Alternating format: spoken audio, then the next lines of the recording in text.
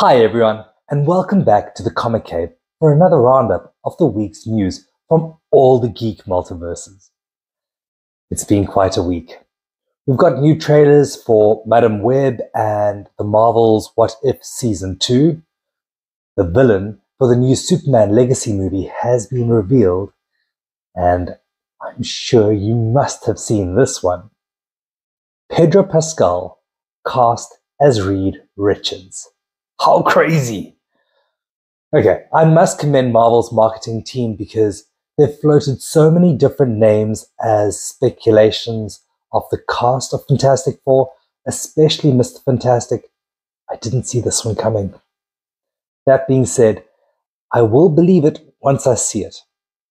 Well, the first stills or footage from the set. So we definitely have to talk about that later.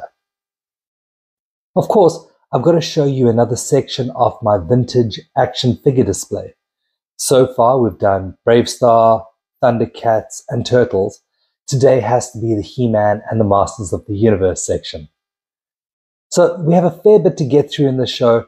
I'll probably run over my usual 10-minute cap I put myself under. But first, thank you for checking the channel out. I hope you enjoy what I do and the content I bring you each week. If you have any suggestions on how to make the show better, I'm always open to feedback. Please remember to like, share, and subscribe to the channel. Tell your friends so we can grow the channel and get to that next big milestone of 500 subscribers. Stick around till after the intro and we can get right into it.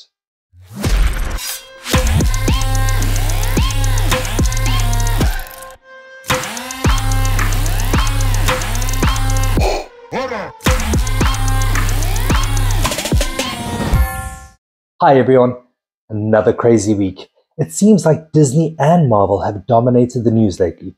So let's start the show off with a difference and some DC news for a change. If you were a fan of the Sandman series on Netflix, the Neil Gaiman series, then I'm sure you're going to love Dead Boy Detectives. It was created for DC by Matt Wagner and Neil Gaiman, and it fits in as part of the Sandman universe. It was going to air on HBO Max, but thankfully it's now been bought over by Netflix.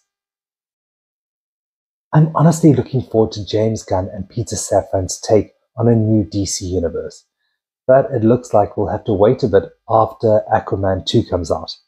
Yes, I know there'll be the animated series like Creature Commandos, but in terms of movies, the next one will be Superman Legacy, and that one will truly kick off that bigger picture. We found out this week that the main villain for Superman Legacy will be played by Maria Gabriela de Faria, and she'll reportedly be playing Angela Speaker, or the engineer from The Authority. Now, The Authority were really D-list characters during the comic boom in the 2000s. So if you don't know them, imagine they are the boys before the boys. They came out in 1999 and were created by Warren Ellis and Brian Hitch. That was under the Wildstorm label. Now, after seeing what James Gunn has done with Guardians of the Galaxy, I have high hopes of what is to come.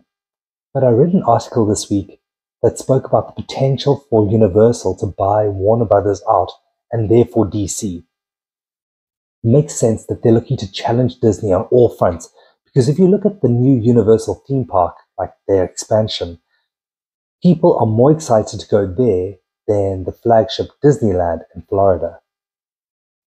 I know Anna Noguera is set to write the script for Supergirl, Women of Tomorrow, and that's supposed to be a darker take on the previous iterations. So she isn't just Clark's perky hot blonde cousin in a skimpy miniskirt anymore.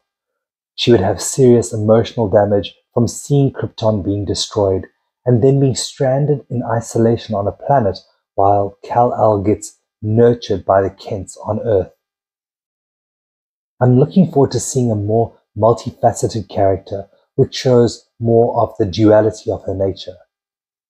We also found out that John Logan, the guy who wrote Gladiator, Skyfall, and Rango, is in talks to be writing Brave and the Bold. Excited to see this one. And to see Damian Wayne meet and try and kill his father, Bruce.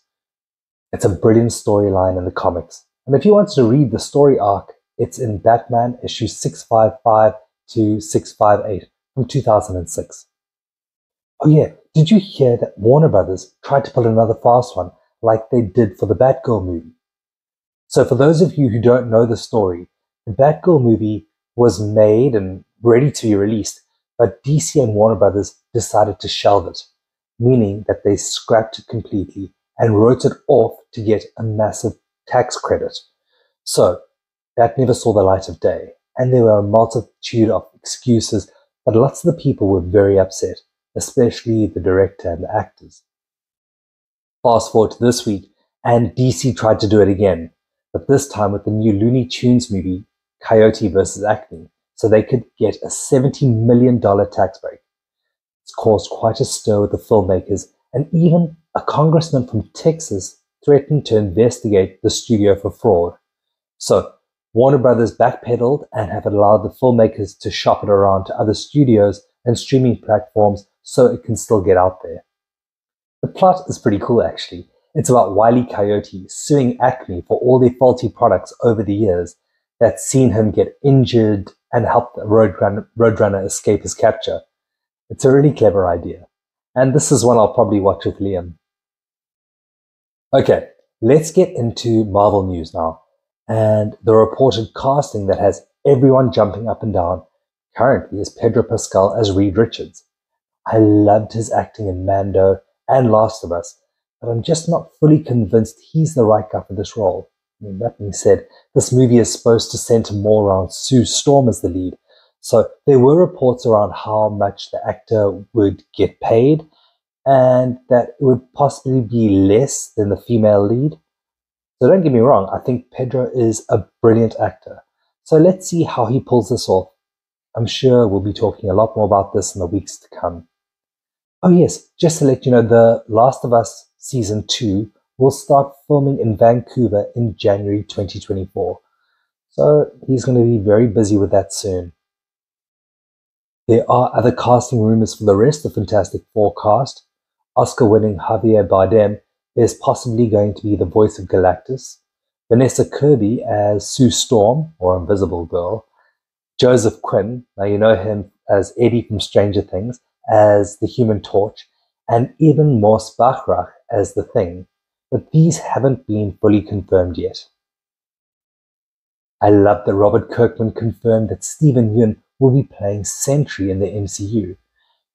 You know, he's the voice of Invincible, and Season 2 starts on Amazon Prime, and it is absolutely brilliant. Decisions were changed since last week, where I reported that Wonder Man with Yahya Abdul-Mateen II, that was going to be scrapped. This week it was announced that it will still go ahead, but under the new Marvel Spotlight banner. That's the same one Echo will be released under. It will still be directed by Destin Daniel Craig. He directed Shang-Chi and Shang-Chi 2, which will be coming out soon. However, he won't be attached to Avengers Kang Dynasty anymore.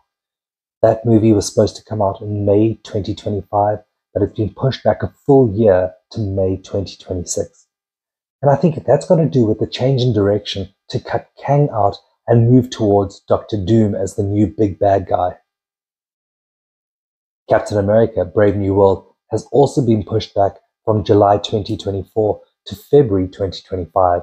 And that was mainly because the first test screenings were very poor, so Marvel are doing extensive reshoots. In this movie, there's a lot to cover. It sets up the next phase of Marvel and the introduction of new teams and characters. So they're going to need to get clear storytelling right if they hope for any success going forward. This week, we saw the new trailers for Madam Web and What If Season 2. I'm going to leave it up to you to make up your mind about them, because I can see we're already running out of time again. So we can chat about what they mean for comic spec in the next show. Did you know that there is one actor that Kevin Feige will never work with again? He's now essentially blacklisted from the MCU. Can you guess who it is? So, This was revealed in the book MCU: The Reign of Marvel Studios, and in it, the well-documented feud between Kevin Feige and Edward Norton is captured in extreme detail. Norton was essentially the first Hulk in the MCU, but he had creative differences with Feige and how he thought Hulk should act. He even wanted credit for the script. Either way, it turned out very messy, and Norton left the role of Hulk to obviously be replaced by Mark Ruffalo in the 2012 Avengers. I know there was quite a bit of audience hate with regards to Eternals, but I liked it. And it looks like Eternals 2 is in early stages of development at Marvel. How do you feel about Gwyneth Paltrow returning as Pepper Potts? She has said she's prepared to come out of acting retirement if Robert Downey Jr. returns as Iron Man. Drop a comment and tell me if you want to see her back in the MCU. Wait, before I forget, let me show you the He-Man display. So this is the one I put up for the old vintage figures. I kind of ran out of space, but I do have another shelf I have already built. I'm just waiting for my second comic cave to be built before I do another big shuffle. So this is temporary. So as you can see, the hero figures are on the front of Castle Grayskull, Fright Zone, which is probably my favorite, and then Snake Mountain with the baddies in front of it. I didn't have space for all the vehicles, so I had to fit them where I could. But for me, this is my childhood dream right here. I realize now how fragile some of the figures are and how some didn't age very well, but this is a cool throwback for me. It's fun to think that some small kids now recognize these characters due to the recent reboots they've done for Masters of the Universe. Well, that's it for me, everyone. Bit of a rush show this week. I might have to break it up into 2 different shows a week, focusing on different aspects to fit it all in. What would you prefer? That being said, I won't have a show next week, but look forward to some awesome content the week after. Till next time, we'll catch you on the side of the flipping. Okay, bye.